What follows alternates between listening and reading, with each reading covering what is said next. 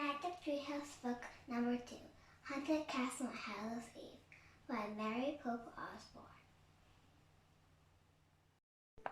Chapter 12, A New Day.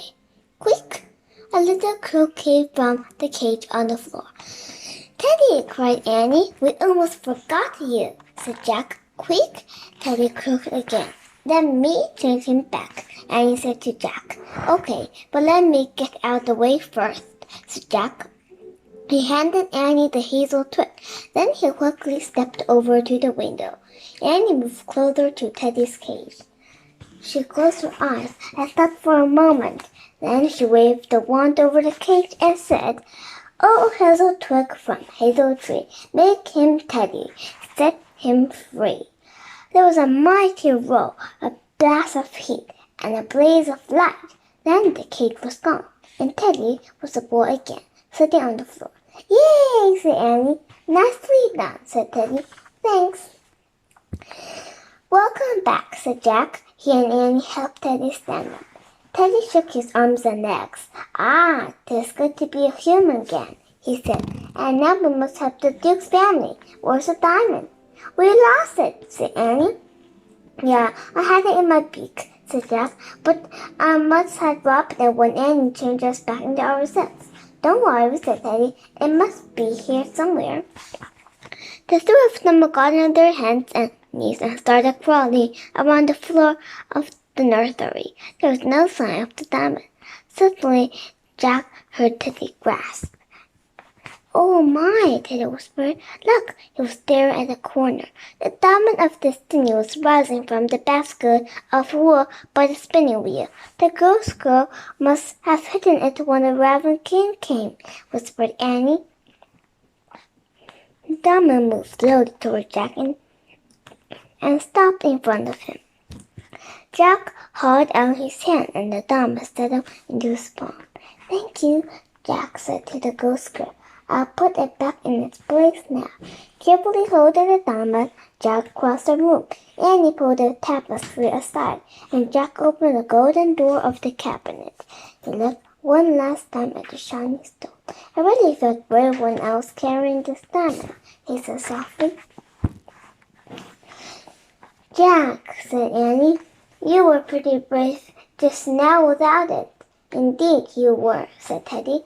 Jack smiled. He carefully put the diamond of destiny back in its place and closed the golden door. Then Annie covered the cabinet once more with tapestry. The air in the nursery grew warmer.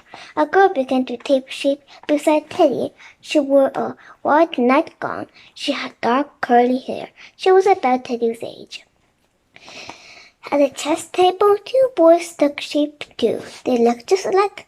They were twins about Annie's age. At first, the children were a bit pale and cloudy. Slowly, they grew more and more visible, until they were solemn and rosy-cheeked.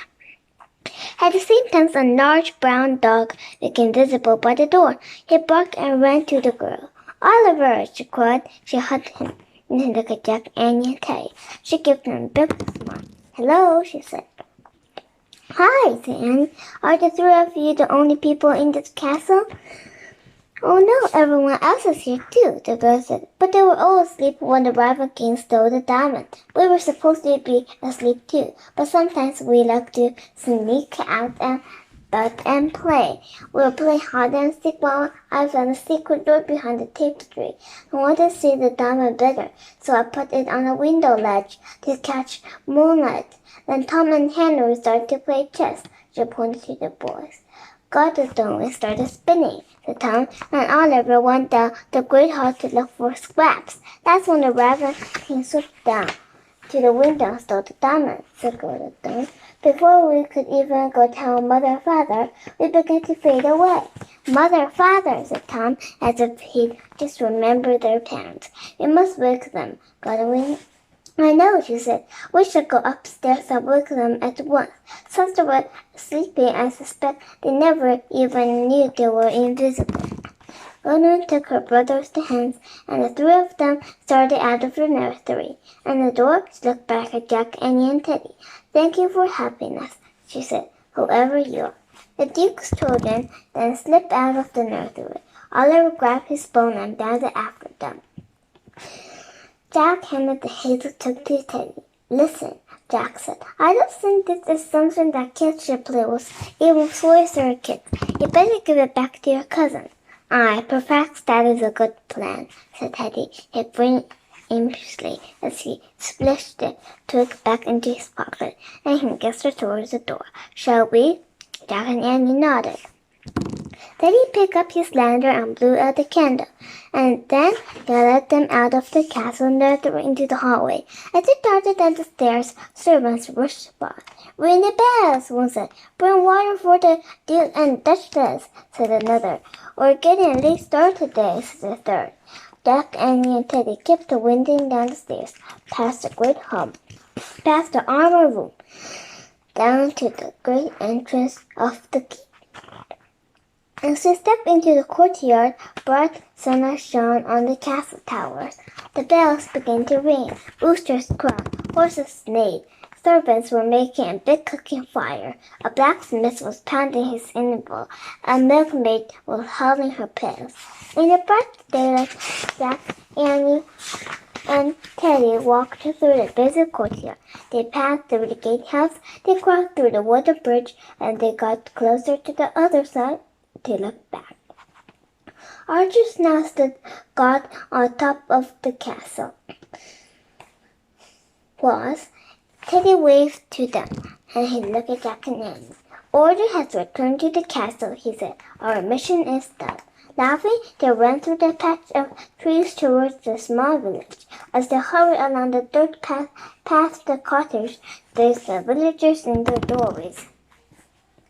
Maggie, the old woman, grinned teasingly at the three of them. The bells are ringing again, she said in a creaky voice. Yes, said Jack, and the boys and girl and the hound are all back. There's nothing to be afraid anymore. The whole castle is alive and well. Jack, Annie, and Teddy left the village and headed for the woods. As they walked through the fallen leaves, sunlight flittered down through the tree branches. Many swords echoed in Jack's mind. You are about to enter a tunnel of fear, but then onward was courage, and you will come out into the light. Jack looked around. The fire was bright with the most beautiful golden light he had ever seen.